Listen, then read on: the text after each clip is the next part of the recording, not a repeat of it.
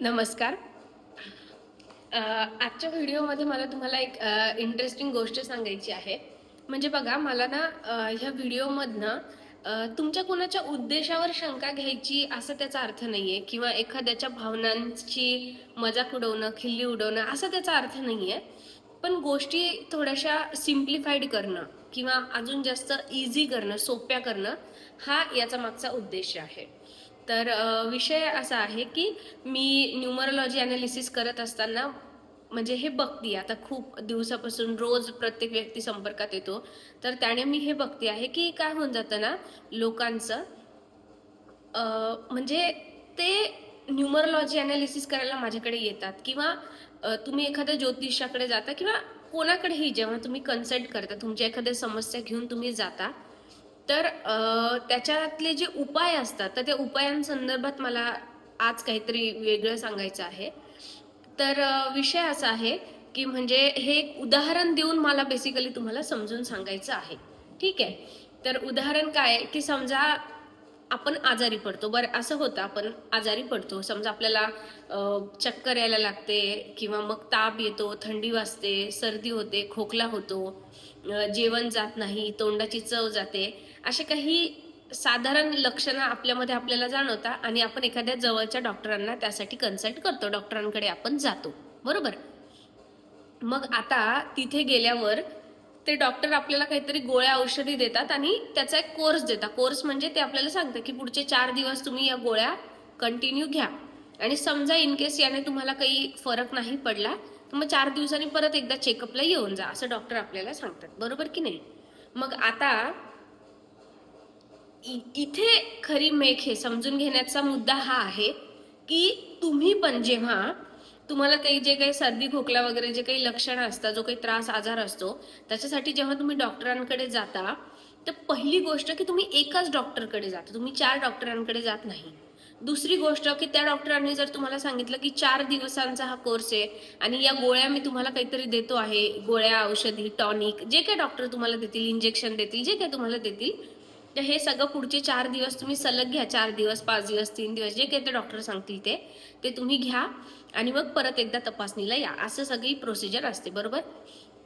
मला काय म्हणायचं आहे, जेव्हा तुम्ही तुमच्या एखाद्या समस्येसाठी एखाद्या न्यूमरोलॉजिस्टकडे किंवा एखाद्या ॲस्ट्रॉलॉजर म्हणजे एखाद्या ज्योतिषाकडे जाता, तेव्हा तुम्ही तिथे सुद्धा हीच प्रक्रिया पाळता का? आणि खूप निरीक्षण करून, खूप अनुभवाअंती मला आता हे लक्षात आलं आहे की लोक हे करत नाही. ते एक्झॅक्टली याच्या विपरीत वागतात. म्हणजे काय, जर समोरच्या न्यूमरोलॉजिस्टनी किंवा ॲस्ट्रॉलॉजरनी तुम्हाला काहीतरी उपाय करायला सांगितले आहेत, तर लोक काय करतात, ते उपाय सातत्याने करत नाही, त्या उपायांचा कोर्स पूर्ण करत नाही, ही पहिली गोष्ट. दुसरी गोष्ट, ते अजून काय करतात की म्हणजे म्हणजे लोकांचं कसं असतं, बऱ्याचदा ना, तर ते उपाय सांगितल्यानंतर ते उपाय आपल्याला म्हणजे आपल्या आयुष्यात खरंच आपल्याला जे पाहिजे ते मिळवून आपल्याला देतील, यावर पण लोक विश्वास ठेवत नाही, आणि स्वतःचं संशोधन सुरू ठेवता म्हणजे काय करता, ते या ज्योतिषाकडे कन्सल्ट करता किंवा ज्योतिषाकडे कन्सल्ट करता. मग परत त्यांना फेसबुकवर अजून एखादी जाहिरात दिसती, ते म्हणता की तुम्हाला आम्ही 99 रुपयातच तुमचं भविष्य सांगतो. मग ते त्या 99 रुपयावाल्याकडे जाता. मग परत अजून कोणतरी भेटतं, कोणती तरी ॲडव्हर्टाईज दिसते न्यूमरोलॉजीची, तो न्यूमरोलॉजिस्ट म्हणतो तुम्हाला आम्ही फक्त 49 रुपयात काहीतरी देतो. असं लोक काय करतात, न्यूमरोलॉजिस्ट, ॲस्ट्रॉलॉजर, ब्रेसलेटवाले, अंगठीवाले, खड्यावाले, टॅरो कार्डवाले, अशा प्रत्येकाकडे ना लोक फिरत राहतात. पहिली गोष्ट तर याचा अर्थ तुम्ही त्या वेगवेगळ्या गोष्टींचं ज्ञान घ्यायचं नाही असं मला म्हणायचं नाही, किंवा प्रयोग करायचे नाही, किंवा जायचं नाही असं मला म्हणायचं नाही. जाण्यावर माझा आक्षेप नाहीये. माझा आक्षेप कशावर आहे की कोणीतरी जर तुम्हाला एक काहीतरी उपाय सांगितला आहे ना, तर तो उपाय तुम्ही सातत्याने करा. भले रोज तुम्ही नव्या ज्योतिषाला कन्सल्ट करा, नव्या न्यूमरोलॉजिस्टला कन्सल्ट करा, पण एका कोणत्या तरी ज्योतिषाने सांगितलेला एखादा कुठला तरी उपाय तुम्ही सातत्याने करता का? तर नाही, हे मात्र लोक करत नाही. मग आणि दुसरं काय असतं ना, त्यांना स्वतःला जाणून घ्यायचं असतं की मॅडम तुम्ही हा उपाय सांगताय, पण कसं काय हा उपाय लागू पडेल? माझी समस्या तर आर्थिक आहे, आणि तुम्ही तर मला तो हा उपाय करायला देताय, तुम्ही तर मला तो हा प्राणायाम करायला दिला, हा व्यायाम करायला दिला, किंवा मला माझ्या खाण्यापिण्यामध्ये हे बदल करायला तुम्ही सांगितले, किंवा तुम्ही मला हा मंत्राचा जप करायला दिला, याने माझा आर्थिक प्रॉब्लेम कसा काय दूर होईल, किंवा याने माझी भावनिक समस्या कशी दूर होईल, किंवा याने माझी नोकरीची समस्या कशी दूर होईल. माझं म्हणणं काय, तुमचं हे जे संशोधन आहे ना, हे तुम्ही नंतर करा. सध्या तुम्हाला जो उपाय सांगितलाय ना, तो करा. याचा म्हणजे हे म्हणजे कसं झालं की तुम्ही आजारी आहात आणि तुम्ही डॉक्टरकडे जाण्याऐवजी तुम्ही असं विचार करताय की जाऊ द्या, आता मला सर्दी झाला, खोकला झाला, ताप आला, चक्कर येते ना, तोंडाची चव गेली ना, आता मी एक काम करतो, एका मेडिकल कॉलेजमध्ये ऍडमिशन घेतो, तिथे मेडिकलचं शिक्षण घेतो, मेडिकलचा अभ्यास करतो आणि मग त्याच्यानंतर मी स्वतःच डॉक्टर झाल्यावर मग मी माझ्या त्या सर्दी खोकल्यावर उपचार करतो. तर प्रॅक्टिकली हे शक्य आहे का? हे म्हणजे वेडेपणाचं लक्षण आहे की नाही?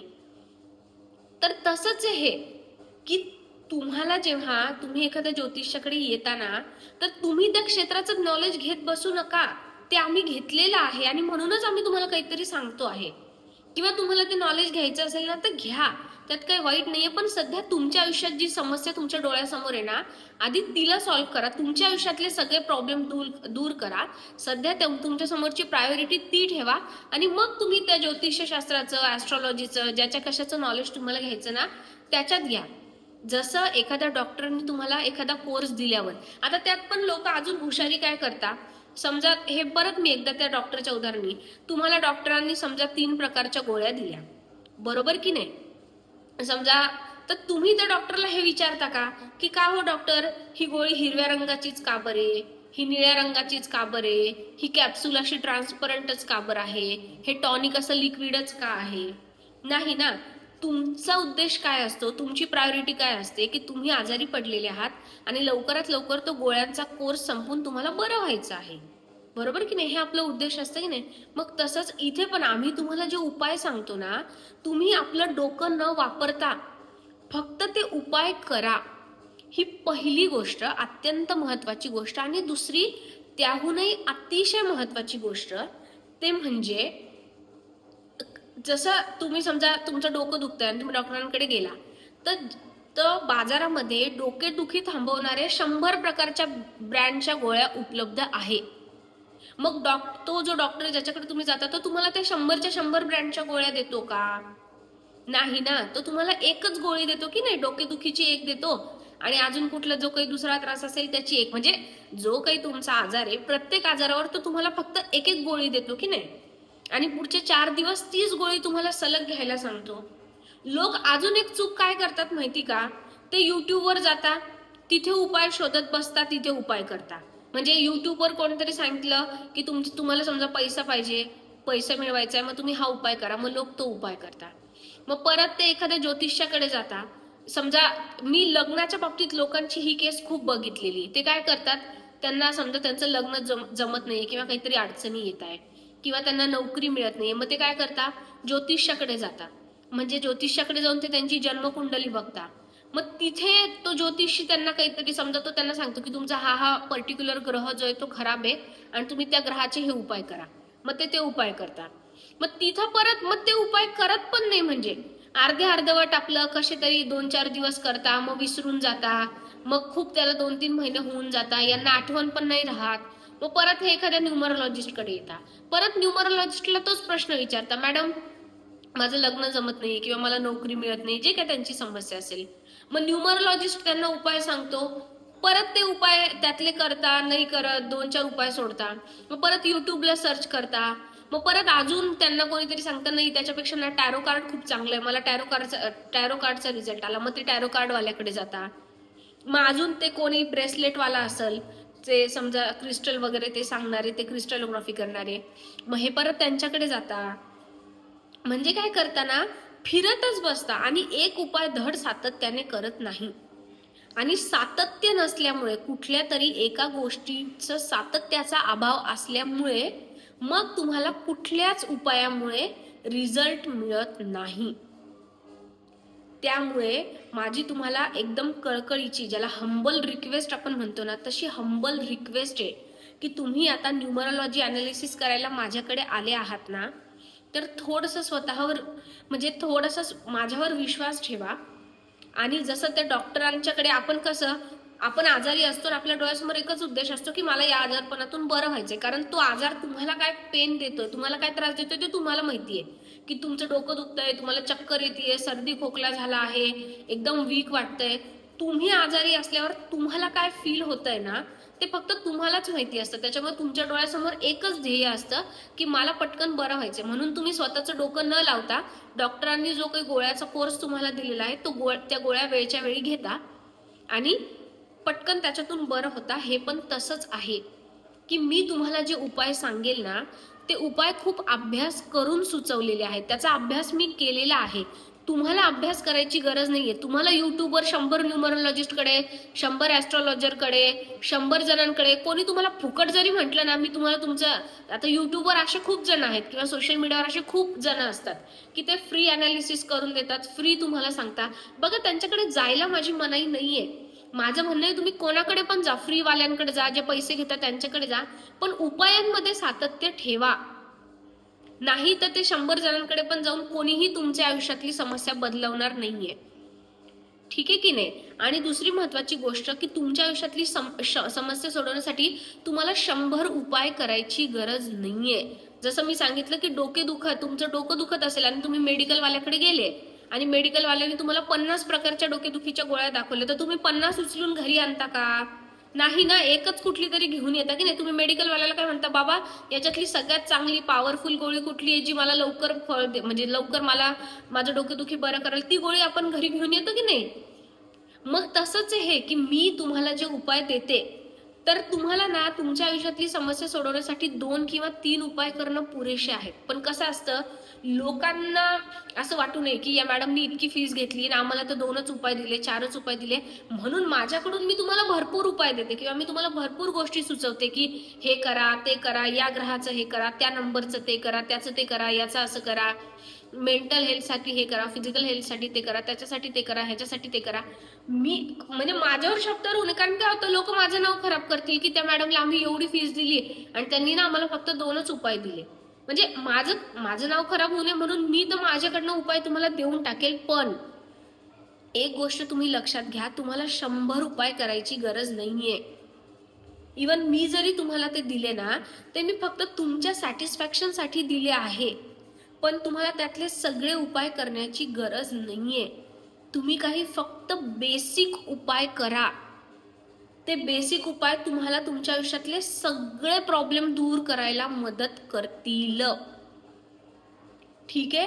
त्याच्यामुळे जर स्वतः काय म्हणता येईल ना, स्वतःवर विश्वास ठेवा, समोरच्यावर विश्वास ठेवा आणि स्वतः डॉक्टर बनायला जाऊ नका. मी तेच सांगते, तुम्ही जेव्हा चार जणांकडे पळता ना, ज्योतिषाकडे पळता, ॲस्ट्रॉलॉजरकडे पळता, मुळात तुम्ही हे जाणून घेण्याचा प्रयत्न करता की कोणाचे उपाय केल्यावर मला पटकन बरं होईल. ठीक आहे, तुमच्या भावनेबद्दल मला काही म्हणायचं नाहीये.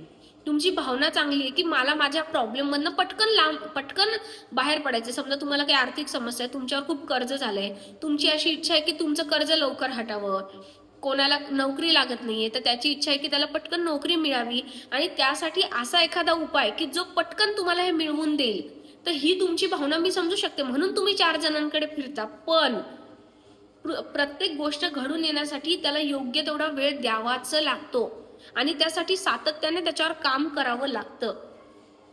ते तुम्ही करायला प्राधान्य द्या, 4 ज्योतिषांकडे, 4 ॲस्ट्रॉलॉजरकडे, 4 न्यूमरोलॉजिस्टकडे पळण्यापेक्षा. ठीक आहे? आणि 100 उपाय करू नका. त्याने काय होतं ना, 100 ठिकाणी आपली एनर्जी स्कॅटर होते. ती एनर्जी एका ठिकाणी एकाग्र करा, एकाच उपायावर एकच उपाय करा, पण तो पूर्ण मनापासून, पूर्ण ज्याला आपण म्हणतो ना 100% कॉन्सन्ट्रेशननी, समर्पणाने, श्रद्धेने एकच उपाय करा. तो तुम्हाला सगळ्या गोष्टींचं फळ देईल. एक किंवा फार फार तर 2-3, कारण वेगळे उपाय समजा वेगवेगळ्या गोष्टींसाठी असतील म्हणून. पण जरा ना आयुष्यामध्ये प्रिसाइजनेस आणण्याचा प्रयत्न करा. उगाच भारंभार पसारा वाढवू नका. ठीक आहे? हे अत्यंत एक महत्वाचं सांगणं, कारण मी खूप जणांचं बघितलं, ते मला नेहमी फोन करून, मॅडम आम्ही ना यापूर्वी 4-5 ज्योतिषांकडे कन्सल्ट केलं, आम्ही ना खूप पूजा केल्या, आम्ही ना खूप कर्मकांड केले, आम्ही हातामध्ये खूप ब्रेसलेट घालून ठेवले. बघा, मी स्वतः न्यूमरोलॉजिस्ट आहे, पण मी माझ्या हातामध्ये फक्त हे एकच ब्रेसलेट घालते. मी दुसरे 4 ब्रेसलेट घालून ठेवत नाही. म्हणजे उगाच खूप गोष्टी करण्यात अर्थ नसतात. एका वेळी एकच गोष्ट केली ना तरच ती फळ देते. जसं समजा आपल्याकडे 100 जोडी कपडे असतात किती समजा 25 जोडी कपडे असतात आपल्याकडे, म्हणून काय आपण रोज सगळे कपडे घालतो का? आपण एका दिवशी एकच ड्रेस घालतो की नाही? आपल्याकडे भरपूर कानातले, आपल्याकडे भरपूर ऍक्सेसरीज, म्हणून काय आपण सगळे रोजच घालतो का? नाही. आपल्या घरात आपल्याला 100 पदार्थ करता येतात, म्हणून रोज जेवायला आपण 100 पदार्थ करतो का? नाही. 2, 3, 4च करतो की नाही, आणि तेच व्यवस्थित पोटभर खातो. तसंच आयुष्यामध्ये या उपायांचं आहे. वारंवार उपाय करू नका, प्रिसाइजली उपाय करा. 1 किंवा 2 किंवा 3च उपाय करा, आणि ते उपाय निवडताना पण असे उपाय निवडा की जे तुम्हाला सगळ्या गोष्टी सगळ्या तुमच्या आयुष्यातले प्रॉब्लेम सॉल्व्ह करायला मदत करतील. असं फक्त आता जसं एखाद्याला असतं की मला ना ते म्हणजे लोक माझ्याकडे येतात आणि मला असं म्हणतात, मॅडम ते ना आम्हाला दुसरं काही सांगू नका, आम्हाला नोकरी मिळवायची आहे आणि आम्हाला नोकरीसाठीच तुम्ही काय ते उपाय सांगा. किंवा ते म्हणतात, मॅडम आमचं ना लग्न जमलं पाहिजे, तुम्ही आम्हाला फक्त लग्नासाठी उपाय सांगा. आता याच्यात मी तुम्हाला सांगते, त्या माणसाच्या पर्सनॅलिटीमध्ये प्रॉब्लेम काय असतो माहिती का? त्याच्या स्वभावामध्ये ना काही दोष असतात. मी आता समजा तुम्हाला लग्नाचं उदाहरण देऊन सांगते. आता दोष म्हणजे तो माणूस वाईट असतो असं मला म्हणायचं नाहीये, पण काय दोष असतात? समजा त्याचा स्वभाव ना खूप चिडचिडा असतो, कधी कधी असं असतं. किंवा इमोशनली ना तो व्यवस्थित स्टेबल नसतो. म्हणजे काय, एकदम कधी कधी इमोशनल होतो, कधी कधी एकदम काय म्हणता येईल शांत होतो, नाही तर कधी कधी एकदम चिडका होतो. म्हणजे थोडक्यात काय ना, समाजात लोकांशी त्याच्या आत काहीतरी प्रॉब्लेम असतात, समस्या असतात. आणि म्हणजे प्रॉब्लेम समस्या असतात म्हणजे काय असतं, त्याच्या व्यक्तिमत्वामध्ये किंवा त्याच्या स्वभावामध्ये काही दोष असतात, आणि म्हणून त्याचं समाजातल्या इतर लोकांशी जे नातं असतं ना, ते थोडंसं कमी जास्त असतं, म्हणजे चांगलं नसतं थोडंसं. मग आता होतं काय, या व्यक्तीला लग्नासाठी प्रपोजल तर येतात, पण ते मुलीवाले किंवा मुलावाले लवकर ह्यांना होकार देत नाही. का देत नाही? कारण त्यांनी या व्यक्तीबद्दल काहीतरी ऐकलेलं असतं. तर साहजिक आहे, लग्न करता म्हणजे लोक 4 ठिकाणी चौकशी करूनच लग्न करता, बरोबर की नाही? मग यांच्याबद्दल ना, यांच्या कोणी ओळखी पाळखीच्यांनी किंवा ज्यांच्या कोणाकडे चौकशी केली असेल, त्या लोकांनी यांच्या स्वभावाबद्दलचे काही दोष त्यांना सांगितलेले असतात, म्हणून कधी कधी ते मुलीवाले ह्यांना नकार देतात किंवा मुलावाले ह्यांना नकार देतात. मग आता अशा वेळी तुमच्या आयुष्यात तुमची प्राथमिकता काय असली पाहिजे, की तुम्ही तुमच्या स्वभावामध्ये काहीतरी बदल केले पाहिजे, तुम्ही स्वतःमध्ये काही चांगले गुण आणले पाहिजे, म्हणजे त्या मुलीवाल्यांपर्यंत किंवा त्या मुलावाल्यापर्यंत तुमच्याबद्दलच्या चांगल्या गोष्टी पोहोचतील, आणि मग त्यातून कोणीतरी मुलगा किंवा मुलगीवाले तुम्हाला लग्नासाठी होकार देतील, आणि मग तुमचं लग्न जमेल की नाही. ही साधी कॉमन सेन्सची गोष्ट आहे, पण लोकांना स्वतःवर काम नसतं करायचं. त्यांचं म्हणणं आहे की नाही मॅडम तुम्ही माझ्यामध्ये, आता जसं मी खूप त्यांना सांगते की सर मॅडम तुमच्या स्वभावामध्ये ना इथे मला स्पष्टपणे दिसतंय की तुमचा स्वभाव थोडा चिडचिडा आहे, किंवा तुम्हाला सतत काही ना काही या शारीरिक तक्रारी असतात, आजार म्हणजे काहीतरी दुखणं असतं, काही प्रॉब्लेम असतात, तुम्ही त्याच्यावर पण काम करायला सुरुवात करा, मग तुमचं लग्नाची समस्या पण दूर होईल. पण लोकांना ते नसतं करायचं. ते म्हणतात मॅडम तुम्ही ते नका सांगू आम्हाला, फक्त आमचं लग्न कधी होईल एवढंच. अरे तुम्ही जाणून काय करणार आहे? समजा मी एखाद्याला सांगितलं, एखादा माणूस आत्ता माझ्याकडे आला आणि त्याला मी म्हटलं पुढच्या वर्षी डिसेंबर महिन्यात तुझं लग्न होणार आहे, म्हणून काय तेव्हा मी सांगितलं म्हणून तुम्ही तसेच बसणार आहात का? असं नसतं ना. या गोष्टी अशा कोणीतरी सांगितल्या म्हणून तशाच्या तशा तंतोतंत लागू होणाऱ्या नसतात. किंवा नोकरीच्या निमित्ताने तुम्हाला स्वतःमध्ये काही 4 चांगल्या गोष्टी समाविष्ट करून घ्यायच्या नाही, स्वतःमध्ये काम करायचं नाही, स्वतःला इम्प्रूव्ह करायचं नाहीये, स्वतःचे जे दोष आहे ते कमी करायचे नाही, स्वतःमधले जे गुण आहे ते वाढवायचे नाही. आणि तुम्ही मला विचारता की मॅडम आम्हाला फक्त एवढं सांगा, आम्हाला नोकरी कधी लागेल, आम्हाला सरकारी नोकरी कधी लागेल. मी लोकांना 100दा सांगते की तुम्हाला एखादी नोकरी पाहिजे असेल, तुम्हाला लग्न करायचं असेल, तुमच्या आयुष्यात जे पण काही तुम्हाला पाहिजे असेल ना, त्याच्यासाठी कधीच डायरेक्ट उपाय नसतो. म्हणजे कसं, तुम्हाला आंब्याचं समजा तुम्हाला तुम्हाला एखाद्या झाडापासून आंब्याचं फळ पाहिजे असेल, तर तुम्हाला त्याच्यासाठी आधी एक स्टेप बाय स्टेप काम करावं लागतं. तुम्हाला आधी जमिनीमध्ये ते आंब्याची कोय लावावी लागते, मग ते रोप मोठं होतं, मग ते हळूहळू हळूहळू मोठं होतं आणि मग त्याला आंबे येतात की नाही. आता या सगळ्या प्रक्रियेमध्ये जेव्हा ते झाडाचं रोप येतं, मी मागच्या पण एका व्हिडिओत सांगितलेलं आहे, समजा ते रोप एवढूसच असतं, मग त्याला छोटंसं खोड येतं, मग त्याला हिरव्या रंगाचे पानं येतात. आता ते बघून जर तुम्ही म्हटले की, आता समजा तुम्ही असं इमॅजिन करा की आंब्याचं झाड आहे, ठीक आहे. आंब्याच्या झाडाचा समजा आंब्याचा रंग कुठला असतो, लाल असतो किंवा पिवळा असतो किंवा केशरी असतो, पण आंब्याची पानं कुठल्या रंगाची असतात, हिरव्या रंगाचे असतात की नाही. किंवा आंब्याच्या झाडाचं खोड जे असतं ते कसं काळसर चॉकलेटी रंगाचं असतं. मग ज्या सीझन मध्ये आंबे आलेले नसतात त्या सीझन मध्ये जर एखादा माणूस म्हटला तुम्हाला आंब्याच्या झाडाकडे दाखवून की हे जे झाड आहे ना, या झाडाला पिवळ्या रंगाचं फळ येतं बरं का, किंवा आंब्याचा जो मोहर असतो बघा, एकदम छोटा छोटा तो मोहर असतो, कोणी जर ते बघून म्हटलं की या मोहराचं रूपांतर उद्या एका अर्धा किलोच्या आंब्यात होईल, तर आपल्याला विश्वास बसतो का? नाही. पण रियालिटी ही आहे ना की खोड चॉकलेटी रंगाचं आहे, फांद्या चॉकलेटी रंगाच्या आहेत, पानं पिवळ्या रंगाची आहे, पण त्याला आंबा मात्र पिवळा येतो. कारण का? एकानंतर एक प्रोसेस तशी घडत जाते. मग तसंच आहे, तुम्हाला जर नोकरी मिळवायची आहे, लग्न करायचंय, किंवा तुम्हाला जे काही करायचं आहे, जे काही मिळवायचं आहे ना, त्याच्यासाठी डायरेक्ट मी जे तुम्हाला उपाय सांगणार आहे ना, त्याने डायरेक्ट ते नाही मिळणार आहे. पण तुम्ही एक पायरी वरती चढत जाता आणि मग ते तुम्हाला जिथपर्यंत पोहोचायचं तिथपर्यंत तुम्ही पोहोचता. हा त्याच्या मागचा अर्थ आहे. जसं काही लोक आहेत त्यांचं असं म्हणणं आहे की त्यांच्या आयुष्यात त्यांना पैसे मिळवायचे आहे, त्यांच्याकडे त्यांच्यावर कर्ज आहे किंवा आर्थिक समस्या आहे. मी जेव्हा त्यांना उपाय सांगते ना, त्यांच्या मनात पहिला प्रश्न येतो. तुम्ही बघा की तुम्ही तुमच्यावरून अंदाज घ्या, तुम्हाला कोणी पण काही पण उपाय सांगितला, तुमच्या डोक्यात पहिला प्रश्न येतो, यार या उपायाने माझी आर्थिक समस्या कशी काय सुटणार आहे? काही सांगता, हे यांना ना काही कळतच नाही, जाऊ द्या आपण दुसऱ्या न्यूमरोलॉजिस्टकडे जाऊ. मग ते दुसऱ्याकडे जाता, मग ते तिसऱ्याकडे जाता आणि प्रत्येकाप्रती मनामध्ये अविश्वास ठेवता. प्रत्येकाप्रती, म्हणजे स्वतः काही करायचं नाही, स्वतःवर विश्वास ठेवायचा नाही, स्वतःच्या मध्ये सातत्य ठेवायचं नाही, आणि त्या न्यूमरोलॉजिस्ट किंवा त्या ज्योतिषाला तुम्ही बदनाम करता. आणि याने काय होतं, तुमच्या आयुष्यात तुम्हालाच यश मिळत नाही. आमचं काही बिघडतं का? आमच्याकडे येणाऱ्यांची कमी होते का? आम्हाला जे मिळायचं ते आमच्या आयुष्यात मिळतं. तुम्हाला तुमच्या समस्येपासून सुटकारा मिळत नाही. त्यामुळे परत एकदा सांगते, खूप उपाय करायला जाऊ नका, 100 ज्योतिषांकडे फिरायला जाऊ नका. एकाकडे आलात ना, आता माझ्याकडे आला आहात ना, मग तेच उपाय व्यवस्थित करा. 100 ठिकाणी पळू नका आणि जरा त्याच्यामध्ये सातत्य ठेवा. जरा वेळ लागू द्या. ती गोष्ट, कुठलीही गोष्ट लगेच मिळत नसते, त्याच्यासाठी योग्य तो वेळ द्यावा लागतो. ठीक आहे? तर ही एक महत्वाची गोष्ट.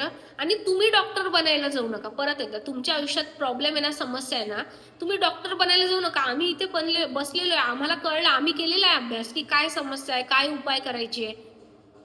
तुम्ही डॉक्टर बनायला जाऊ नका. तुम्ही फक्त आम्ही तुम्हाला जे उपचार देऊ ना, ते उपचार व्यवस्थित स्वतःवर करा, त्याच्यावर विश्वास ठेवा. मग तुम्हाला तुमच्या समस्या दूर व्हायला त्यातून मदत होईल.